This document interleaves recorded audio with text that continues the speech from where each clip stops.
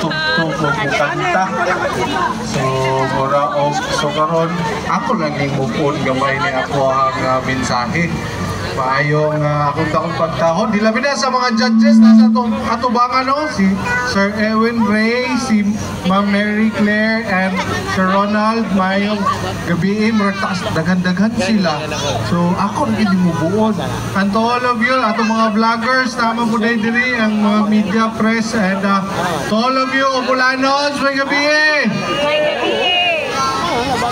Itong mga kagawad kay Vice naman na itong mga kagawad Vice ba? Kompleto no? Yay! Unsa man? Awa pa may election man sa barangay. Di na lang ako tagsa-tagsa gaon. And then Vice Mayor Box na rin. Bangpaka na to. Bitaw. Kanang ang ato ang selebrasyon karon sa Kapaskuhan, kanang as much as possible kay mo gyud ni amo ni istoryahan dito sa kamuang mankom nga mga opisyalis kinahanglan as much as possible simple lang kay tuod sagad magyud ta mga achievements, but of course we should not also forget those who have suffered unfortunate events during the typhoon the last time, especially in Cebu areas, and as well as during the earthquakes. So there are a lot of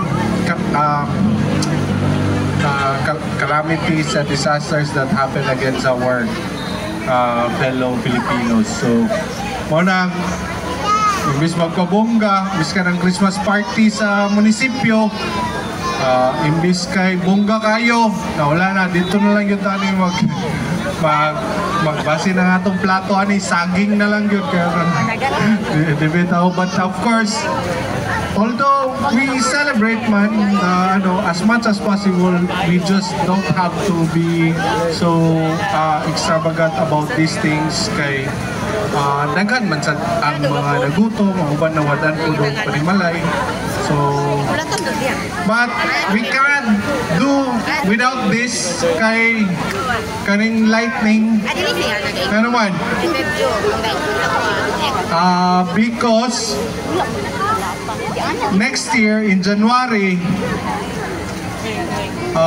they will already do the renovation of the boardwalk. So the boardwalk will be this.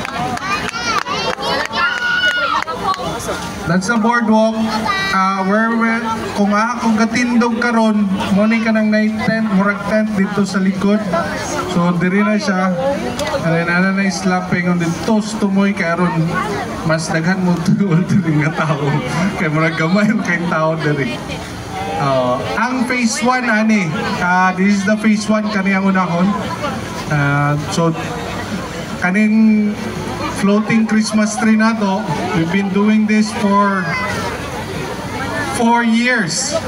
So I guess this is the last time that we'll be doing this kay kanang you call that, we have to butaan manig slab diri para mas dagan ang makagamit. So that's really the boardwalk. That's it's already approved by the TIEZA, and it's already nanay fund, and for bidding na siya by next year. Itrabaho na ni. Igo-igo lang yun ta makahuman mag-celebrar sa ato ang Kapaskuhan o sa ato ang New Year. After goodbye na itong Christmas tree, we have to cut it off and monad-sat ni ato. So I don't know how we'll be able to imitate the floating Christmas tree. That's really the brainchild of my wife, Attorney Christine Rabanera. Bakit sa tao ninyo? So siya gina ng floating. And of course, di na ako, hindi ko nga di na ako tason dyan, sorry kayo ha. But yes, this is, naman din ang twins nila. Hapit naman din ni si Jenny o si Miss Upol magparihag na. Bitaw, from us, from me, from my family, season's greetings to all of you. And I hope that we'll always be happy as Opolanos. Maayong gabi.